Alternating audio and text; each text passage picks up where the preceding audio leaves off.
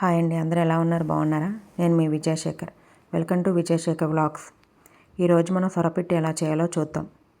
చాలామంది చేపలు తినాలంటే భయపడుతూ ఉంటారు ముళ్ళు ఉంటాయని. కానీ ఈ సొర చేపలు అలాంటి ముళ్ళు ఉండవండి. ఉన్న ఒకటే ముళ్ళు కూడా ఎలా ఫ్రై చేసుకోవచ్చో నేను మీకు చూపిస్తాను. ఈ సొర చేపను పెద్దవాళ్ళే కాదు, చిన్నపిల్లలు కూడా తినచ్చు. చాలా టేస్టీగా కూడా ఉంటుంది. ముందుగా 1 కేజీ సొర చేపను తీసుకొని వాష్ చేసుకొని పక్కన ఉంచుకోవాలి. ఆ తర్వాత కొంచెం పసుపు, అవి మునిగే వరకు వాటర్ వేసుకోవాలి. ఆ తర్వాత స్టవ్ మీద పెట్టుకొని 10 నిమిషాలు ఉడకనివ్వాలి. అవి ఉడికేలోపు మనం ఆనియన్స్ కట్ చేసుకుందాం.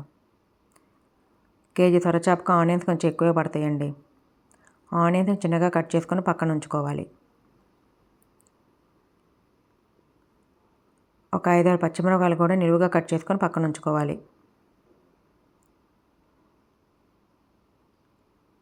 ఇలా ఉడుకుతున్నప్పుడు దానిపైన ఉన్న స్కిన్ మొత్తం ఊడిపోతున్నట్టు మనకు తెలుస్తుంది. ఆ స్టేజ్లో మనం స్టవ్ ఆఫ్ చేసుకుంటే సరిపోతుంది. ఎక్కువసేపు ఉడకనవసరం లేదండి, 10 నిమిషాలు ఉడికితే చాలు. ఈ స్టేజ్లో మనం స్టవ్ ఆఫ్ చేసుకోవాలి. అవి కొంచెం చల్లారిన తర్వాత దానిపైన ఉన్న స్కిన్ మొత్తం మనం తీసేసేయాలి. చాలా ఈజీగా వచ్చేస్తుంది స్కిన్ తీసేయడానికి. ఈ సొరచేపను నాకు ఎలా చేయాలో మా అత్తయ్య నేర్పించారండి. పెళ్ళికి ముందు నేను చికెన్ తప్ప ఏమీ తినేదాన్ని కాదు.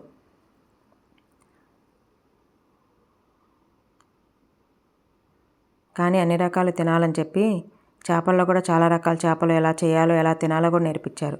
ఈ సొరచేప కూడా ఎలా చేయాలో మా అత్తయ్య గారే నేర్పించారు నాకు. ఇలా ఒక్కోదాని స్కిన్ మొత్తం తీసేసి పక్కన ఉంచుకోవాలి.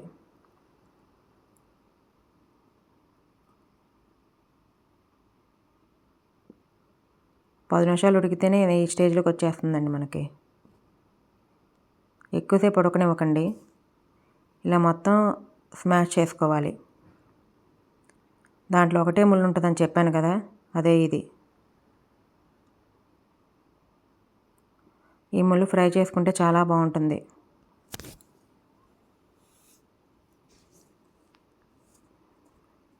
మొత్తం స్మాష్ చేసుకోవాలి. దాంట్లో ఉన్న తెరలు మొత్తం నేను తీసేస్తానండి.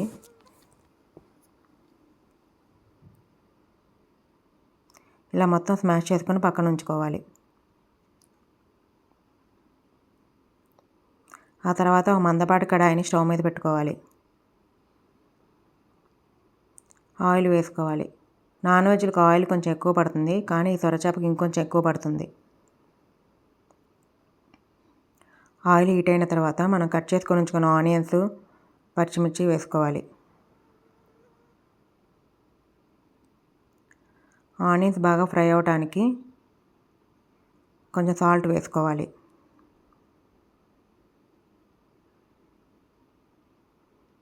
మధ్య మధ్యలో కలుపుకుంటూ ఉండాలి.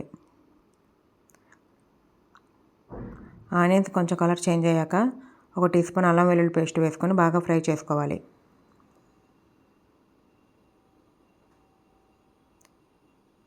ఆ తర్వాత మనం స్మాష్ చేసుకొని ఉంచుకున్న చేపను మొత్తం వేసుకోవాలి.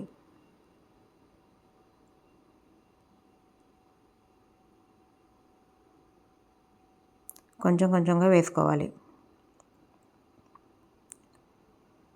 మొత్తం వేసుకున్న తర్వాత బాగా కలుపుకోవాలి.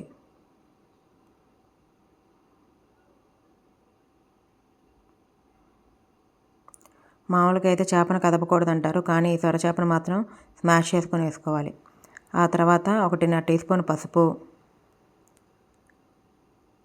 కొంచెం సాల్ట్ వేసుకోవాలి. ఆల్రెడీ మనం ముందు కొంచెం సాల్ట్ వేసుకున్నాం కదా ఆనియన్స్ ఫ్రై అవ్వడానికి, ఇప్పుడు కొంచెం వేసుకోవాలి చూసుకొని.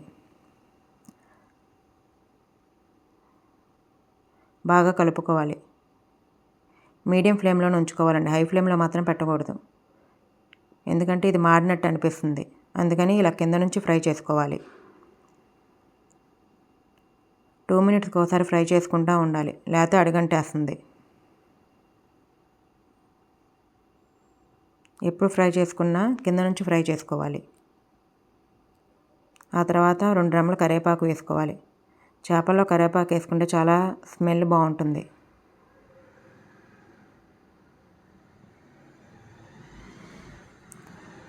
ఆ తర్వాత 2 టేబుల్ స్పూన్ కారం వేసుకోవాలి.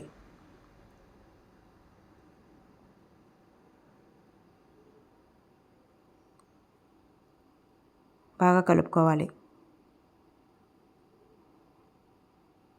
మధ్య మధ్యలో కలుపుకుంటూ ఉండాలి.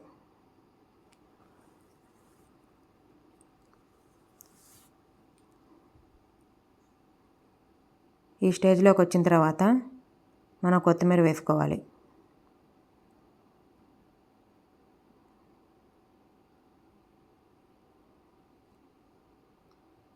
బాగా కలుపుకోవాలి.